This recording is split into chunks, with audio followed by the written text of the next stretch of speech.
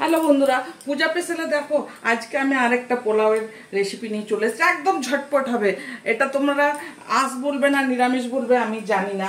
দেখো এটাতে তোমরা সপ্তমীর দিন বা নবমীর দিনে জানো সন্ধ্যের সময় বাইরে যাবো, তো এটা বানিয়ে ঘরে একদম হালকা ফুলকা খেতে পারো।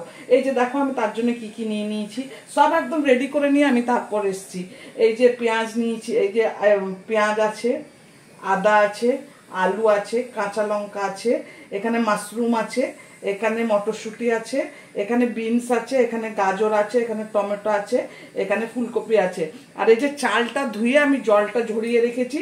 আর আমি চালটা এই যে গ্লাস দিয়ে মেপে নিয়েছি, এই যে গ্লাস দিয়ে মেপে নিয়েছি 2 গ্লাস চাল, তাই আমি এখানে 4 গ্লাস জল নিয়েছি।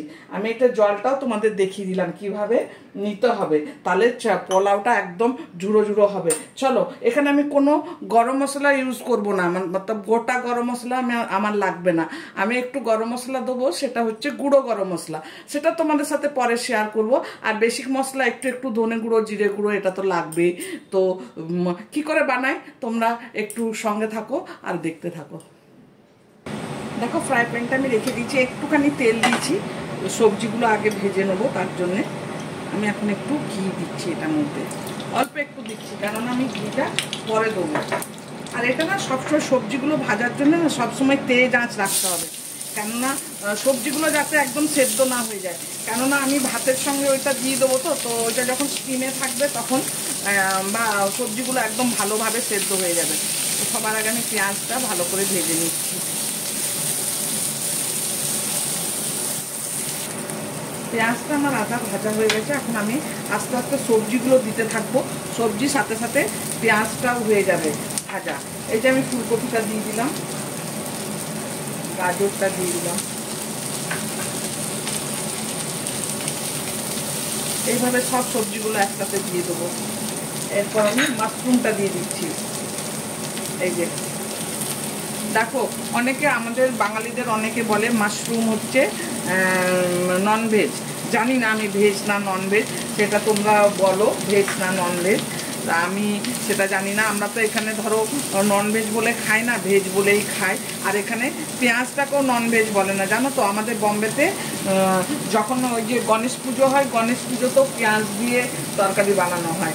তো সেই জন্যে আমি জানি না, তবে আমরা তো ছোটোবেলা থেকে দেখিনি, তাই পেঁয়াজটা আমরা নিরামিষের মধ্যে নিই না, আঁশের মধ্যে নিই। এই যে আমি এখন কেটে রেখেছিলাম বিনস দিয়ে দিলাম, এই যে আলু রেখেছিলাম কেটে, আলুটা দিয়ে দিলাম, টমেটো কেটে রেখেছিলাম, টমেটো দিয়ে দিলাম। এবার সব ভালো করে ভেজে নেবো। সবজি পেঁয়াজ সব ভালো হয়ে ভাজা হয়ে গেছে। আমি এখন দুটো শুকনো লঙ্কা দিয়ে দিলাম। এরপর আমি এই যে আদাটা দিয়ে দিচ্ছি। আদাটা ভালো করে কষিয়ে নেবো এটার সাথে। এই যে কাঁচা লঙ্কা দিয়ে দিচ্ছি, একটু দিচ্ছি, একটু পরে দেবো। এরপর যে আমার বেসিক মশলাগুলো দেবো বলেছিলাম সেটা আমি দিচ্ছি। এই যে জিরে গুঁড়ো, একটু আমি লঙ্কার গুঁড়ো দেবো, একটু বেশি ঝাল হবে না, এটা একটু মিষ্টি মিষ্টি হবে, তো তাই আমি বেশি দিচ্ছি না, অল্প একটু লঙ্কার গুঁড়ো দিচ্ছি। আর কাঁচা লঙ্কা দিয়েছি, ওইটার মধ্যেও একটু ঝাল আছে, ঝাল হবে। আর এই যে একটু ধনে গুঁড়ো, ব্যাস ভালো করে এটা কষিয়ে নেব।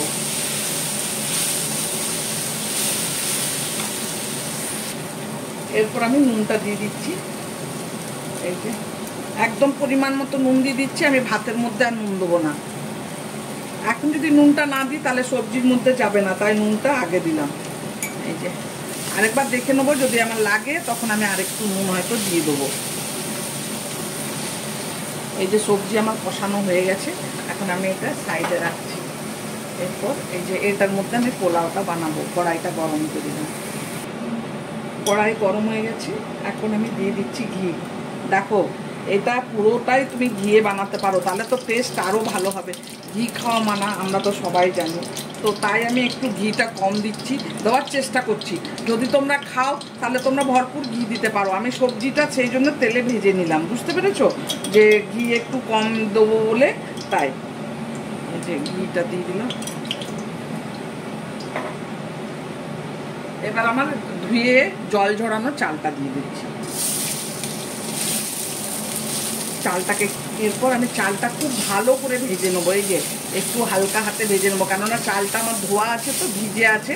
আমি যদি বেশি জোরে জোরে নাড়াই তাহলে আমার চালটা ভেঙে যেতে পারে। এই যে একদম ভালো করে ভেজে নিচ্ছি। ঘিয়ের কি সুন্দর খুশবু এসেছে, আর ঘিটা তো আমার ঘরে বানানো, তাই বেশি ভালো হয়েছে।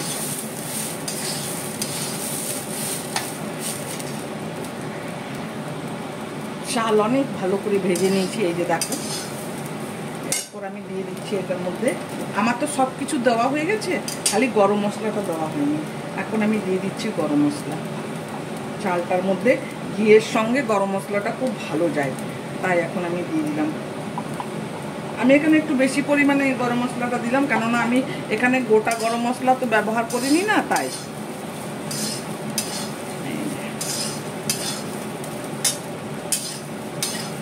এরপর আমি এই যে মটরশুঁটিটা দিয়ে দিচ্ছি। এটা আমার ফ্রোজেন মটর, হ্যাঁ, ফ্রিজে রাখা আছে, শীতের সময় তুলে রেখেছিলাম, সেইটাই দিলাম একটু। এরপর আমি সবজিগুলো দিয়ে দেবো। এই যে সবজিগুলো দিয়ে দিচ্ছি।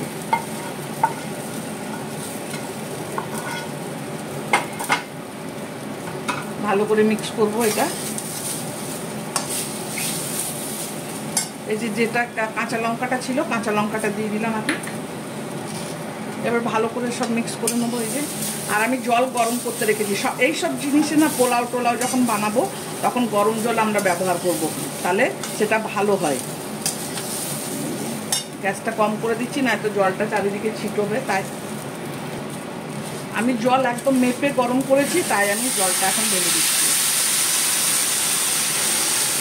বুঝেছো, তাও ছুটি যাচ্ছি।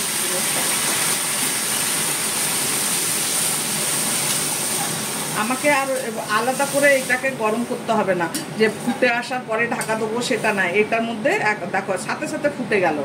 এরপর আমি এখন কি দেবো, মেন জিনিস যেটা, সেটাই দেওয়া হয়নি, সেটা তো তোমরা বুঝতে পারছো। পোলাও মানে মিষ্টি মিষ্টি হবে, তো আমি চিনিটা দিইনি। এই যে চিনি দিয়ে দিচ্ছি, একটু চিনি দিলাম। তোমরা যে যেমন মিষ্টি খাও তেমনি দেবে।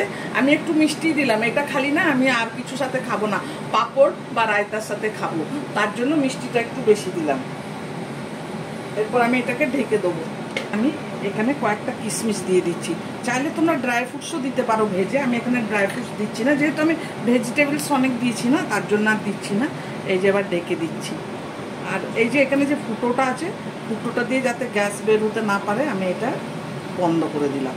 চলো, এটা এখন আমি এমনি করে 15 মিনিট রেখে দিচ্ছি। 15 মিনিট পর আমি ঢাকাটা খুলে একবার উল্টে দেবো, তারপরে আরও 15 মিনিট আমি রাখবো। এটা ওই যে স্টিমের জন্য স্ট্যান্ডার্ড টাইম দিয়ে রাখতে হবে, যাতে ওই স্টিমটার মধ্যে থাকে ভাতটা, তাহলে ভাতটা সুন্দর ঝরঝরে হবে। এই যে ঢাকাটা আমি দিয়েছি না, ঢাকাটা মনে হচ্ছে ছোট হচ্ছে, আমি ঢাকাটা খুলে নিয়ে আমি একটা বড় ঢাকা দিয়ে দিচ্ছি।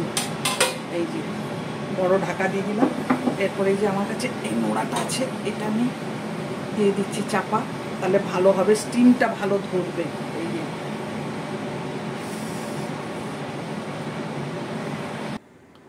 চলো দেখে নি পোলাওটা কেমন হলো। একদম সুন্দর হয়েছে হবে। এই যে দেখো, দেখেছো সবজিগুলো গোটা গোটা আছে, ভাতটাও সুন্দর হয়ে গেছে। এই যে, এই যে দেখো। এরপর আমি ঢাকা দিয়ে রেখে দিচ্ছি এখন 10-15 মিনিট, স্ট্যান্ডার্ড টাইম রেখে দেবো, তাহলে ভাতটা আরও ঝুড়ো ঝুড়ো হয়ে যাবে। তারপর আমি তোমাদের দেখাবো, খেয়ে বলবো কেমন হয়েছে। এই যে ঢাকা দিয়ে দিলাম। এই যে দেখো, পোলাও আমি প্লেটে নিয়ে নিয়েছি। আজকে আমি টেস্ট করে বলবো কেমন হয়েছে, তার আগে তোমাদের কড়াইটা একবার দেখিয়ে নিচ্ছি। এই যে দেখো, কড়াইয়েও একদম ঝরঝরে হয়েছে, দেখেছো? এই যে আমি তোমাদের চামচে করে তুলেও দেখাচ্ছি। এই যে দেখো, একদম ঝরঝরে হয়েছে, অথচ সবজিগুলো দেখো সব গোটা গোটা আছে। এই যে ফুলকপি, এই যে আলু, এই যে গাজর, বিনস সব আছে। হ্যাঁ, মাশরুমটা মিশে গেছে, মাশরুমটা তো জল ভরা থাকে, ওটা তো ছোটই হয়েছে। আর যত টেস্ট করে সবাই ভালো বলুক না কেন, রাঁধুনি যদি ভালো বলে তাহলে সেটা ভালো হবে, তাই আজ আমি টেস্ট করতে এসেছি। অপূর্ব হয়েছে, সুন্দর হয়েছে, একদম খেতে যা টেস্ট হয়েছে। আর দেখো, এটা আমি বলেছিলাম রায়তা পাঁপড় কিছু দিয়েও খেতে পারো। আজকে আমি সবাই ঘরে আছে তাই ভাবলাম একটু ডিমের কারি বানাই বা ডিম সেদ্ধ। যদি এইটার সাথে তুমি শুধু ডিমের কারি যদি না নাও, ডিম সেদ্ধ দিয়েও খেতে পারো। ঘরে এই পুজো স্পেশালে একদিন জরুর জরুর তোমরা বানাবে আর আমাকে কমেন্ট করে বলবে। যদি রেসিপিটা ভালো লেগে থাকে তাহলে তোমরা লাইক করবে, শেয়ার করবে আর কমেন্ট করবে। আর নতুন বন্ধু যারা দেখবে তারা সাবস্ক্রাইব করে দিও। চলো আবার আমি কাল আসবো এমনি কোনো নতুন রেসিপির সাথে পুজো স্পেশাল। ততক্ষণের জন্য বাই। এখন আমি এটা এনজয় করবো।